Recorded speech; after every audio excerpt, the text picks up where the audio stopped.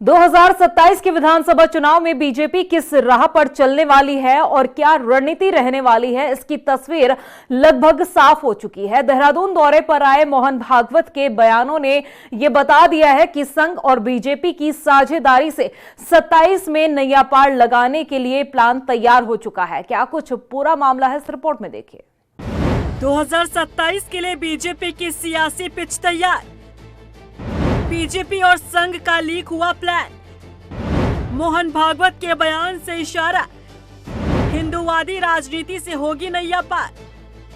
BJP 2027 चुनाव में किस राह पर चलने वाली है, चुनाव के लिए किस पिच पर बैटिंग करने वाली है, पार्टी की ये रणनीति लगभग तय हो चुकी है। हाल ही में देहरादून दौरे पर आए मोहन भागवत के बयान ने साफ कर दिया कि बीजेपी की पिच तैयार हो चुकी है। मोहन भागवत का बयान हो या फिर पूर्व सैनिकों के साथ मुलाकात, 2027 के लिए क्या रणनीति रहने वाली है, इसका संकेत भागवत दे चुके हैं। अपने दौरे के दौरान मोहन भागवत ने कहा कि बटोगे तो कटोगे वाली स्थिति देश में फिर कभी नहीं आने वाली। इसी के साथ मोहन भागवत ने कहा कि सबका डीएनए एक है। इस बयान से साफ संकेत है कि हाल ही में यूजीसी को लेकर जो कदम उठाया गया था, उसे लेकर सवर्ण समाज नाराज हुआ। यही कारण है कि मोहन भागवत ने ये बयान देकर मामले को शांत कराने की कोशिश की है। वहीं ठीक इसी समय पर सीएम धामी ने एक कार्यक्रम में कहा कि हिंदुस्तान में रहने वाले सभी हिंदू हैं। अब दोनों ही बयानों को देखा जाए तो समझ में आता है कि बीजेपी ने अपनी 2027 के लिए लाइन क्लियर कर दी है।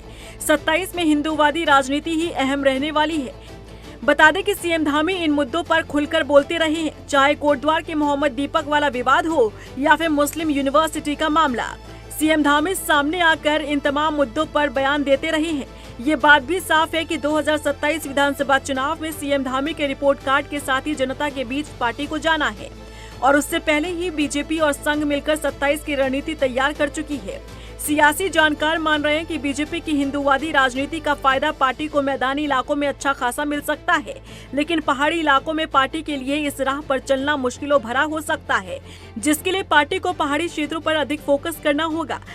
हालांकि इस बीच विराट हिंदू सम्मेलन के जरिए भी बीजेपी चुनावी बिसात बिछाती नजर आ रही है, लेकिन पहाड़ों पर इस राह पर चलना पार्टी के लिए चुनौती भरा हो सकता है।